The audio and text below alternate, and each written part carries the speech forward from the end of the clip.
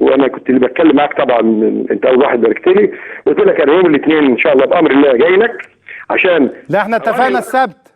السبت احنا اتفقنا السبت ولا الاثنين؟ السبت ان شاء الله. السبت في ماشي، بس السبت ان شاء الله جاي لك عشان بس الاخ بلتاجي اللي كاتب على في نزع بابة الاهرام انه مش عاجبه الحكم. هوريك يا بلتاجي مين اللي قتل ولادنا في ميدان التحرير.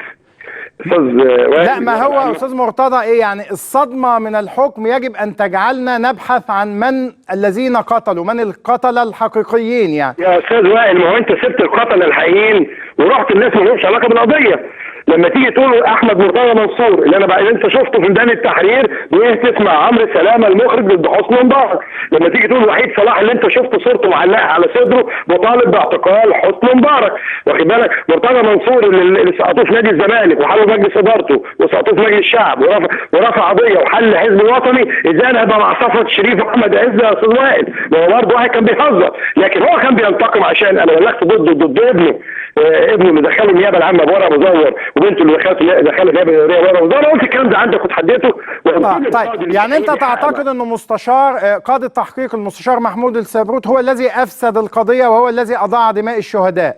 اقسم بالله العظيم، اقسم بالله العظيم، اقسم بالله العظيم.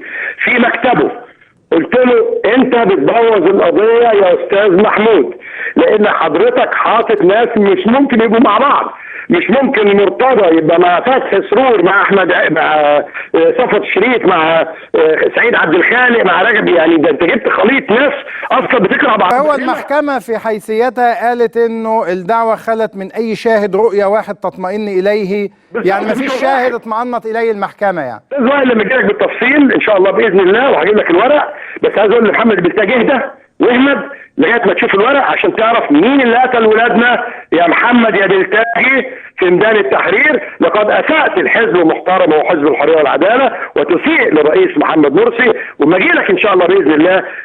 انت حطيت عيش على ام الخير. مرتضى منصور ابنه وابن اخته مش ممكن يكون قتله، ومش ممكن يا استاذ وائل. كلم عمرو سلامه المخرج ده تقول له احمد كان معاك اليوم كام في ميدان التحرير؟ كلم خالد يوسف المخرج، احمد ما سابهمش لحظه ولا وحيد ولا سبتهم 28. عيب انك انت عايز تلفق قضيه للناس وعايز القاضي يحكم بالبلطجه وبالعافيه، لا ده ما يبقاش قضاء. واذا كان انا قلت فيهم. طيب استاذ مرتضى، انت يعني دائما حتى القاضي لما يلاقي فيه متهم غيابي يعني متهم ليس موجودا يعني بيحكم عليه، لكن المفاجأة انه البراءة حتى للجميع لكل المتهمين. برافو عليك يا استاذ وائل.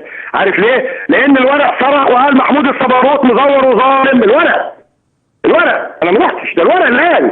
ليه؟ محمود الصباروت اللي هو المستشار قاضي التحقيق الذي احال القضية للمحكمة. الشديد اللي هو بيتحقق معاه في وقائع تزوير بمعرفه السيد المستشار مصطفى ابو طالب قاضي تحقيق المنتدب، بيتحقق معاه في وقائع التزوير اللي ارتكبه، وعايز اقول له لقد ظلمت. مرتضى لغايه ما تجيلنا ونفتح حوارا حول كل هذه القضايا، هيبقى السؤال هنا: من هم القتلة الحقيقيون في موقعة الجمل؟ وكيف يمكن البحث عنهم؟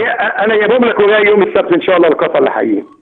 طيب عشان مصر تعرف والبلتاجي يعرف من هم القتلة الحقيقيين الذين اعترفوا انهم قتلوا الناس.